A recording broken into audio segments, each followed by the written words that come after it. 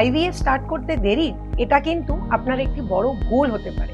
আমরা সবাই ভেবে থাকি একটু অপেক্ষা করে দেখি, ন্যাচারালি ট্রাই করে দেখি, ক্যারিয়ারটা একটু স্টেবল হোক, কিন্তু জানবেন timing is not neutral in fertility.